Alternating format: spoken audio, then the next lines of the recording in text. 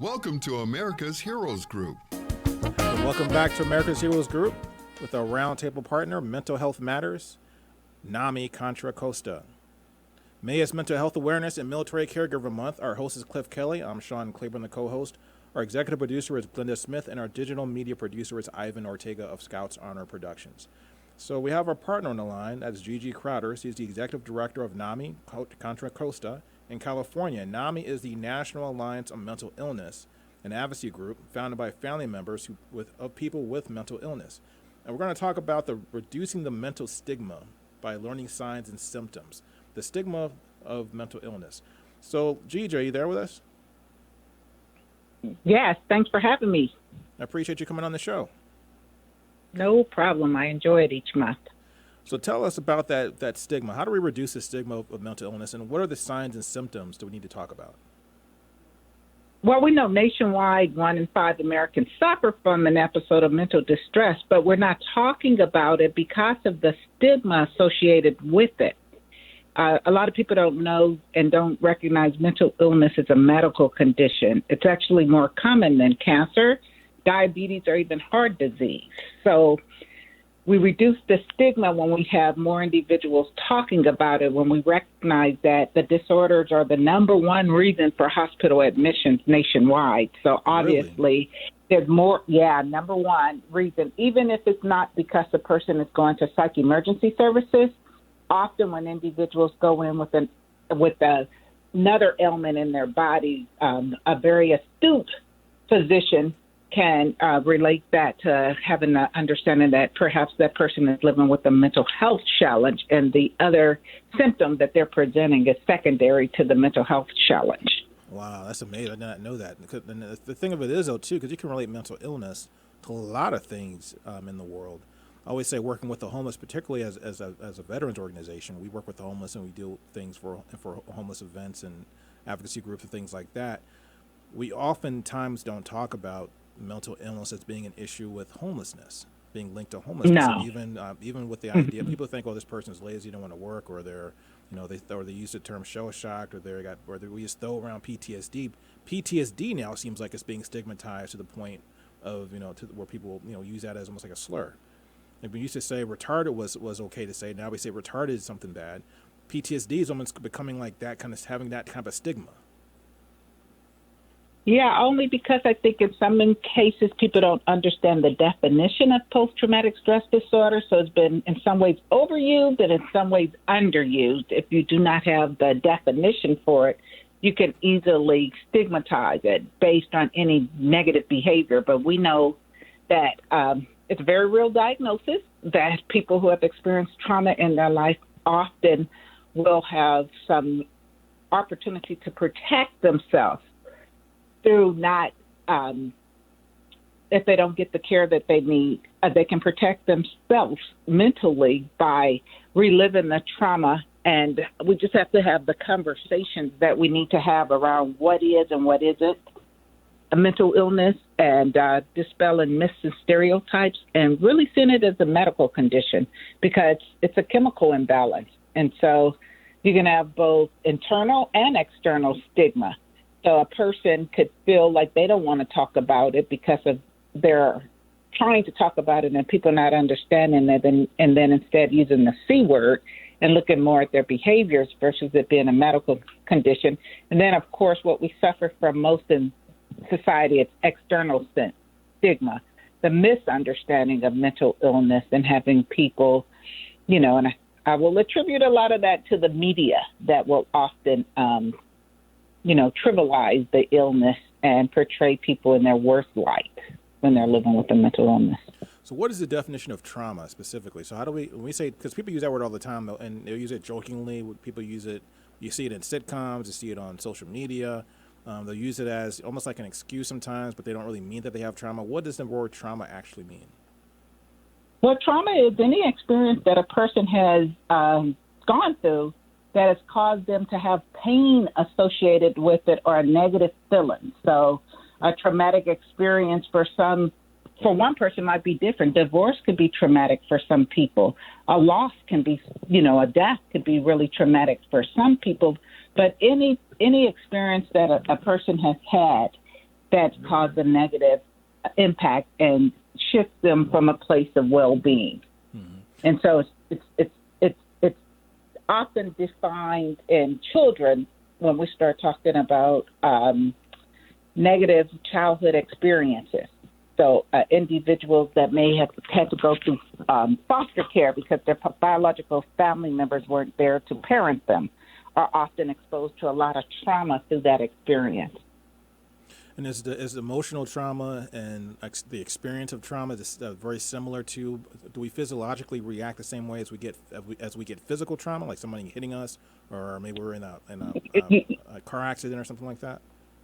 That's a perfect example because yes, the brain is a body part, and so the emotional impact of sometimes even seeing certain things can be triggering or traumatizing, and so each person has their own coping skills, and some people have more opportunity based on how they experience things to let it not impact how they move on after the experience, and others get stuck in it. I mean, I personally don't watch the morning news because I often will see things that trigger me, and it'll bring up a previous trauma, something that I've experienced in my life that was painful for me, so I avoid it.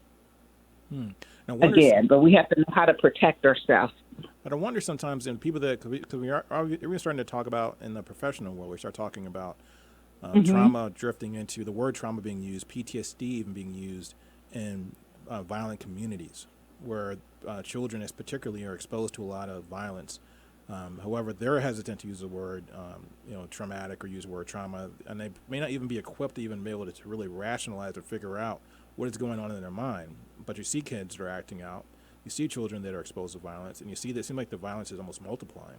Although our studies show, you have to, mention this, it would be not a good idea not to mention it, but studies show that violent crime is supposedly going down. However, it seems like it's more prevalent if you live in those environments.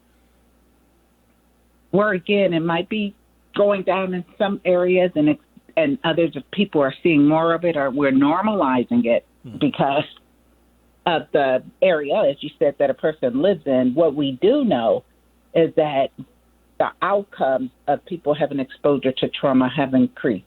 And so our suicide rates, for instance, have increased.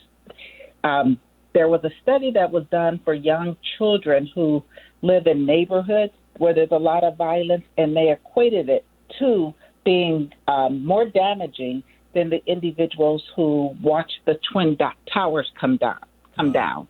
That those kids had a prolonged response that was negative and had negative outcomes versus people who saw that horrible experience of 9/11, but then it didn't continually happen. It was that one-time experience.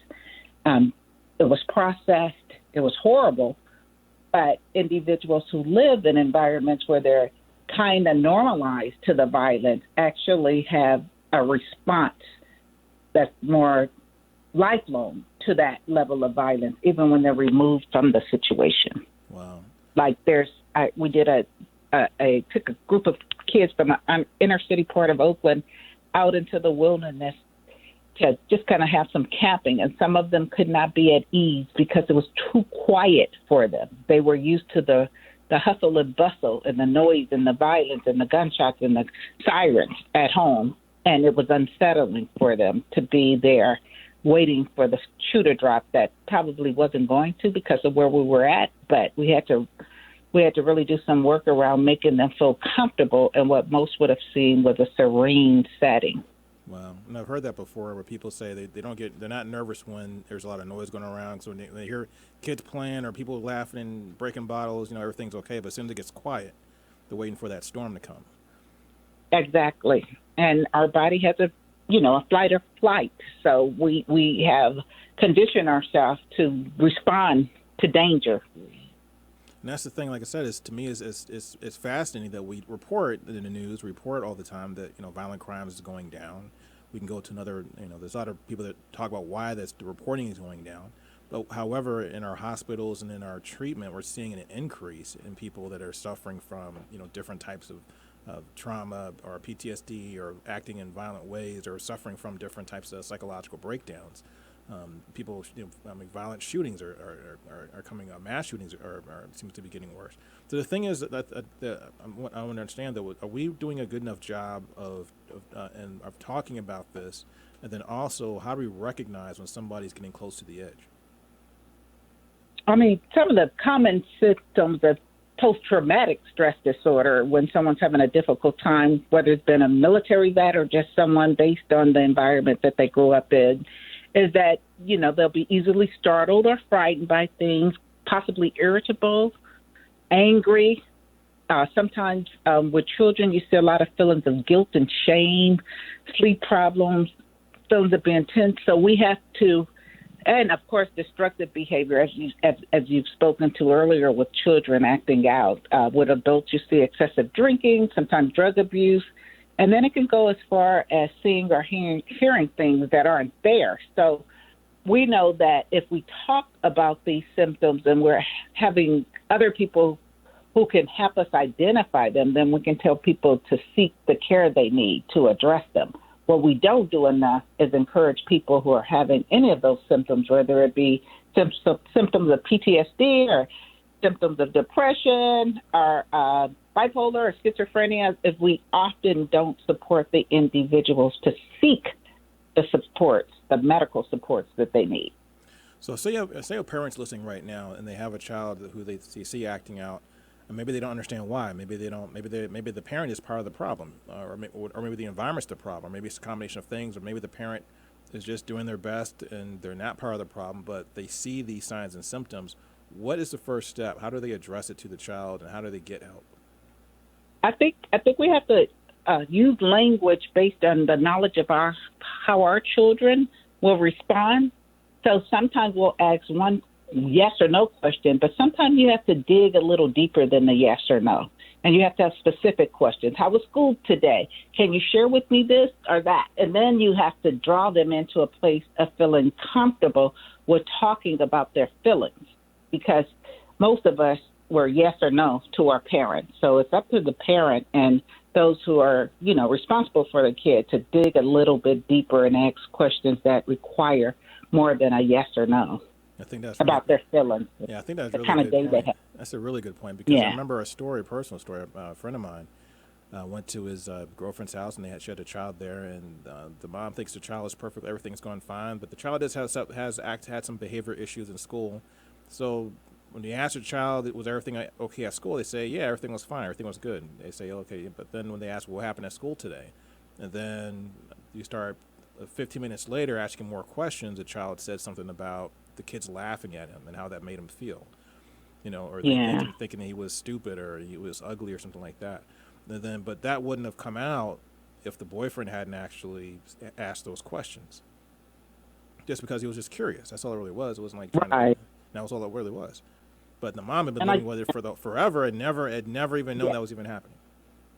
And I guess that's it. We just have to be more curious. We have to pay attention more, because we are seeing signs, even with decreased violence overall, what goes on in our household. We have to be more conscientious of that. And I'm living in a county in California where, pretty much once a week I'm hearing of a young person who ended their own life. So obvious things are not okay. And mostly the parents will say, I didn't see it coming. And then when you kind of go back and look at the family, we're not saying they weren't great parents. They were great parents, but they were not noticing things that perhaps they should have about shifts in behavior for their children. Mm-hmm. Things like, more social withdrawal and being disconnected and not caring, get their homework in. Just any change in behaviors, we should really kind of pay attention to that, especially since we've all experienced COVID. Mm-hmm. It's really important for us to be more intentional about conversations we have with young people. Now, another thing I noticed as well, and this is a big topic right now because there's a lot of talk about with the LGBTQ community, that there is that young kids in particular, and parents' rights to make decisions on their child's transformations, if they want to go change gender or do gender reassignment, things like that. Is there what's the trauma? What types of conversations are you hearing in that realm? And this is what's confusing I think to the mainstream population, who don't have kids who are LGBTQ or don't know that they do, but then they're concerned about what level of care do we provide, what level of care do we not provide, and how do we even understand whether or not this is a real medical issue or not a real medical issue, and then what is a child going through, are they experiencing trauma or is it not trauma? Well, I mean, basically, there has not been an acceptance of kids or kids dealing with questioning their sexual preferences. If they don't have a safe place, they're likely going to feel more depressed anyhow. And so we work with organizations at NAMI like the Rainbow Center because we know the horrific statistics. Anytime you have statistics that say that there's been an increase in suicide, 27% for the general population, you can almost double that for LGBTQ youth. And and then when they're transgender, it's even higher. And then when they're transgender of color, primarily African American, then it's even higher because of the lack of understanding around sexual identity issues. We haven't talked about it, although there's been a lot of progress over the last 10, 15 years. It's not talked about enough, and the resources are not readily available to young people. So that struggle that they go through when they start questioning and don't feel acceptance or don't feel like they're in a place where they can get a safe response to their questioning, it's pretty detrimental. And I think that's one of the key things is that we seem to be pointing fingers and not really discussing, really trying to dig into the truth of the situation altogether, of the controversy. It becomes controversial, but nobody wants to really get down to the real answers. Everybody has their own conclusion as to what is right and what is wrong, but nobody's really trying to get into the facts of what actually is happening, particularly when you're talking about in the mind of a child. Exactly. And so even as the children are the experts of themselves, to be honest with you. So the only way you're going to figure it out is to develop the relationship for them to feel safe enough to talk with you about whatever it is they're going through. So what are some of the success stories? How do when people start talking about things, what are the ways to get them from trauma being something that hurts them or affects their lives in a negative way to where they can either get to the point where they can start living again or being more have more thriving happiness in their life? I mean, well, of course, because mental illness or depression versus being depressed, so there is a difference. When a person lives with depression, there are psychiatric medications that they can take to help them feel better. So being able to point people in the right direction. For some, they just need therapy and someone to talk to and tools that they can use to feel better. And some do need psychiatric medication. And so having opportunities for individuals to manage their symptoms in any way they need to is really important. And they have to feel safe enough to do so. And we have found, because of COVID, because many more people are talking about how they're feeling, whether they're more anxious and living with anxiety disorders or whether they're, truly depressed, which, we now know that that's been normalized because when you're telling a whole country they must shelter in place, many of us suffer some level of depression because we're people who are connected to purpose. And when you can't fulfill your purpose because you're not able to go outside, you're going to start getting, the blues. So I think that what we've realized is that we needed to have more discussions, and those are starting to happen. And there's starting to be people who are now seeking out support. And so we notice where there's that opportunity in schools for kids to talk about it, the suicide rates are lower. Where there's that work environment where employees can have mental wellness days when they're, needing to take off, then there's an increase in productivity and there's more that the work environment is more pleasant to be in when people are more free to talk about how they're feeling. So we kind of came up with a campaign about building mental health friendly communities so that we can create a safe place and we can reduce the stigma and we can educate individuals. I've always been curious, is mental illness and trauma of this type, is it more common in the United States? How do we fare against other nations? Yeah, the United States actually around there's situational things that can happen, and then it's a health disorder. But it does. You are impacted by the environment. Like there's triggers, and There are studies that show when individuals come here from another country, they're more likely to live with depression than anywhere else. Wow. So there's something to be said about how we embrace individuals from other countries, but there's also something to be said about the treatment that other countries have that we don't have. So is it, or do you have any data that shows that mental illness or issues around mental illness or the repercussions of mental illness, people acting out, creating, exhibiting violence, things like that, is it lower in other nations versus the United States? Oh, yeah. There's really? Even a response, like in the United Kingdom, they don't have law enforcement respond to people having mental health emergencies because they see it as a medical condition. And, in this country, we're working on it with Assembly Bill 988 in California and then 988 in general across the nation. But right now, we have given the job of responding to a medical condition to law enforcement. That's true. And because it seems like in our culture, in American culture, I always say that when I talk to people from other countries, people ask me all the time, like, why do I hear about, like Columbine and all these different, horror stories where a child grabs a weapon and starts shooting people, or people committing suicide, and even people that are famous committing suicide. Robin Williams, for example, committed suicide. Think one of the all-time classic heroes of comedians that you can think of commit suicide at an older age, not even at a younger age. So when you think about it, when you hear all these stories, I always say, well, we're kind of a violent culture. Like, that's kind of like what's different, seems to be different about us, and our response to everything when something goes wrong is to hit it, or to punish it, or to beat it. We never, that's our first, it seems like that's our first response to everything that we do. Yeah, we as America have a lot of work to do. And then there's some dialogue around moral injury, and I know this. Your work is around supporting veterans, and so we also have to look at how we support individuals who are in place to protect our country. So the moral injury conversation is also very important because we understand a lot of individuals have that as part of their distress. And that can also respond into suicides. We're seeing that in that when there's some distress around a behavior or something that conflicts with a spiritual, well-grounded belief system. So what's the next step for this country? How do we get better, and how do we get on top of this issue?